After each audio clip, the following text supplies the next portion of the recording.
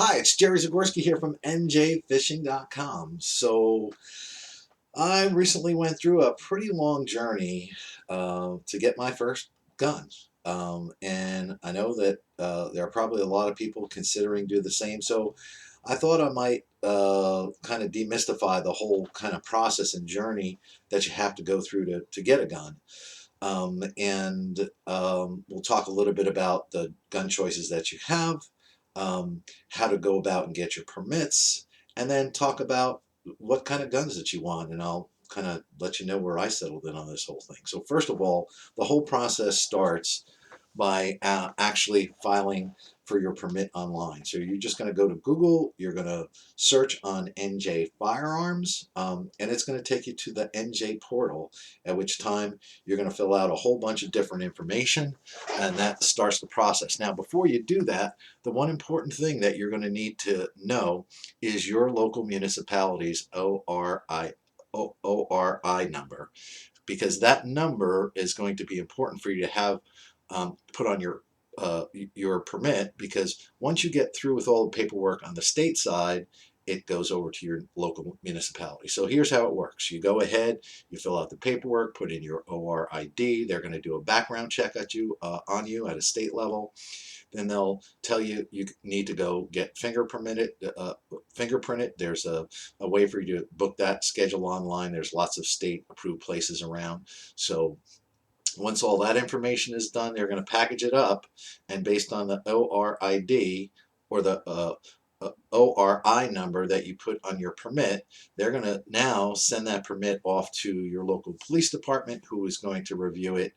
And in my case, that whole timeline took 6 months, right? From the time I filed my permit till the time I actually got the call from my local municipality to let me know that my permit was ready and I can come pick it up. Also, you need to know is you actually have to buy a separate permit for each handgun that you want to own. So the permit allows you to buy as many long guns, rifles, if you would, that you'd like, but you need a permit for each handgun that you want to purchase. And the second thing that you need to know is that permit is only good for 90 days. So you kind of have to have a good idea as to what you want to purchase, right?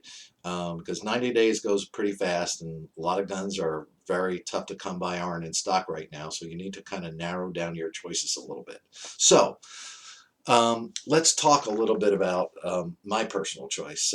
Once again, I wanted this handgun for home protection. So I wanted something that was simple to use. I wanted something that wasn't too expensive to fire. And I wanted something that was, fairly, generic and popular and things of that sort. And actually, the 9mm is what, after talking to some friends and watching some videos, that I settled on. And the reason for that is, I'll show you here, is the 9mm actually has a magazine in it, right? Here's your magazine. This is a NJ Legal magazine. It's only capable of 10 rounds. You can't have any more than that in New Jersey. So once this is loaded up, and this is not loaded, as you'll see here, I'm just going to check my firearm here to make sure that there's nothing in the chamber, so I'm safe. You load your magazine in, you cock the gun, right? And once you do that, you're continuously pulling this trigger to fire all those 10 rounds, right? Once the 10th round is gone, your gun is going to be in this position. You're going to pop the magazine out, and you're pretty much good to go to pop another magazine in, right? And you're good to go. So I think for home protection, the 9mm is a great choice. There are a lot of folks who want a little bit more firepower, a little stopping power. So some will go up to a higher caliber, like let's say like a 45. Well, the reason that I didn't go with a 45 is in normal times, right, when you can get ammo, the 45 rounds are a lot more expensive, so it's going to be like double the price if you want to go out to the range and practice with your gun. And the 9mm have a lot more kind of recoil, so when you fire that gun, right, and my wife expressed an interest in wanting to learn how to shoot the gun as well, so I figured the 9mm was a good choice for me, and it happens to be,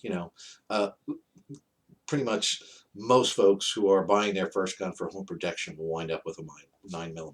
Now, you have to decide which 9mm gun that you like. There's lots of YouTube videos out there. You probably have some friends that have guns and have, kind of strong opinions on which gun you should buy. I happen to be personal friends with a guy by the name of Gary Gresner. Thank you, Gary. Who is a safety instructor at one of the local gun ranges. He's also NRA certified.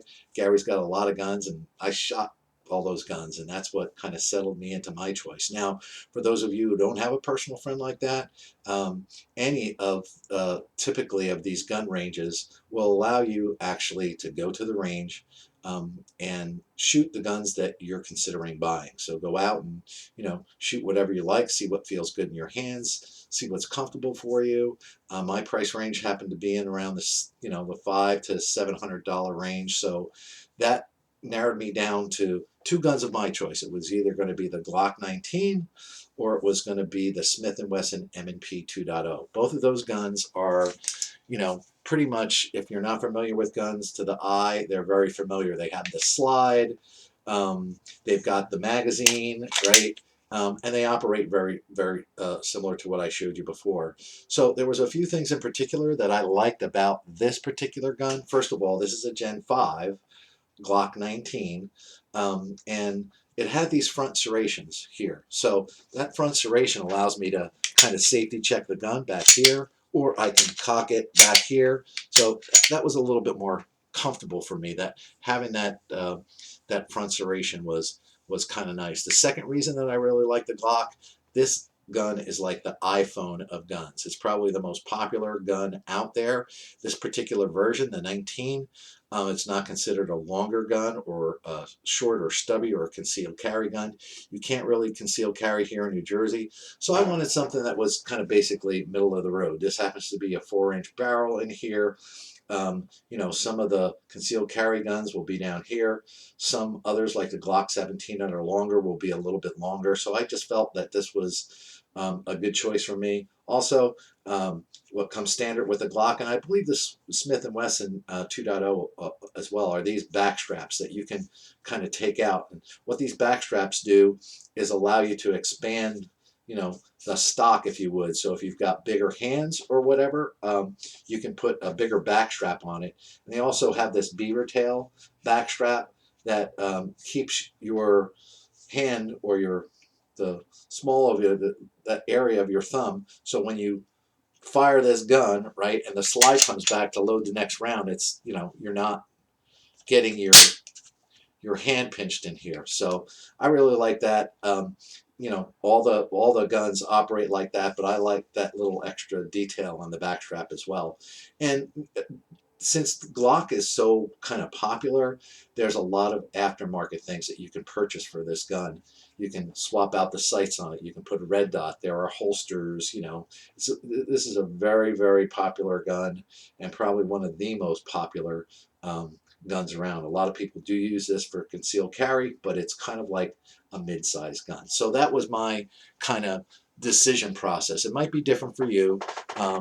There are certainly people who are a lot more knowledgeable than I am, that could, really get into the details and the nuances of all the different 9mm guns. But this happened to be a gun that I shot and I liked. And so I went ahead and decided that that's what I was going to get. And secondly, it was in stock, right? So speaking of in stock, it's very difficult to get these handguns now. So you really need to do your homework as to what you want. So when you find something that's in stock, you can basically, no pun intended, pull the trigger on it. So you really need to go out and get those guns in your hands.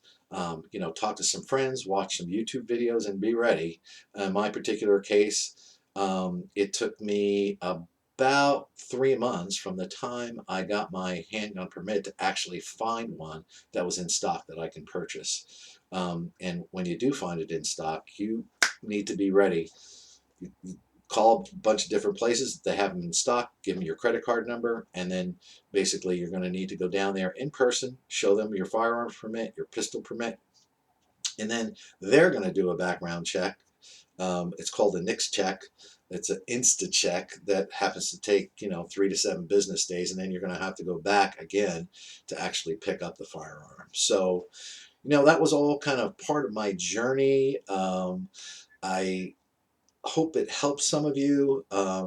Probably the best recommendation, in addition to getting those different guns in your hand, is once you finally settle on your gun, um, you want to take the time to actually get some personal one-on-one instruction. So you can go down to a range and a range an hour's worth of time with one of their safety instructors or NRA certified instructor who's actually going to show you how to use the gun and use it safely.